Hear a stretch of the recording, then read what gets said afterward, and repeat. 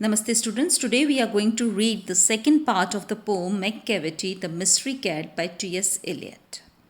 Macavity, the Mystery Cat, is a fictional character of this poem. He is very clever. He breaks the law of gravity and every law of human. Scotland Yard police is puzzled because of his cleverness. After doing crime, he is not found anywhere. So we continue this poem with stanza 5. He is outwardly respectable. They say he cheats at cards, and his footprints are not found in any file of Scotland Yards. And when the letters looted of the jewel case is refilled, or when the milk is missing, or another peck's been stifled, or the greenhouse glass is broken, and the trellis passed to repair, there's the wonder of the thing, Macavity is not there. So the poet tells us about this more crime in this stanza. He says that Macavity is hypocrite, very clever and cunning being because his outward impression is respectable. No trace of his previous criminal record is found in the file of detective agency like Scotland Yard because Macavity leaves no proof for his crimes. Several activities of loot are usually committed, for example, disappearance of eatables, milk from the cupboards, jewelry theft, and the gunpoint strangulation, killing by pressing the throat, or the small Chinese dog breaking of the greenhouse glass and trellis.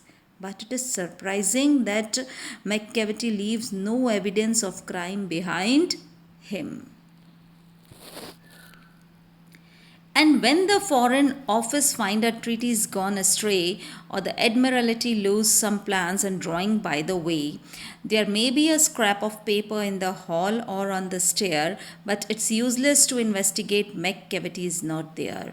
And when the loss has been disclosed, the Secret Service say it must have been Macavity, but he's a mile away.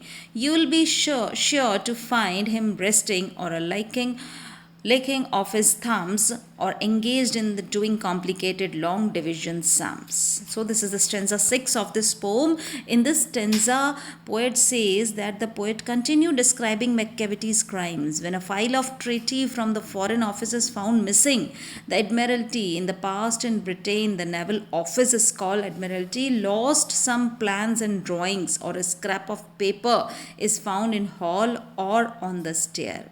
There is use investigating the matter because Macavity would not be found responsible for all those crimes. So without evidence, they are not able to catch Macavity for his crimes, and even Macavity is so clever that he left no evidence. The Secret Service might say that it is done by Macavity, but that is of no use. He will be half a mile away from the place of crime and may be relaxing or licking his thumbs, or may be busy in solving the complicated sums of division, but still police or the Scotland Yard is not able to catch Macavity for his crimes.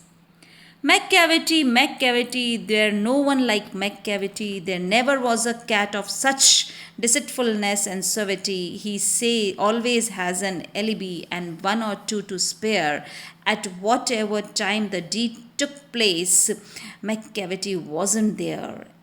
And they say that all the cats whose wicked deeds are widely known, I might mention Mungojery, I might mention Griddlebone, are nothing more than agents for the cat who all the time just controls their operations, the Napoleons of crime.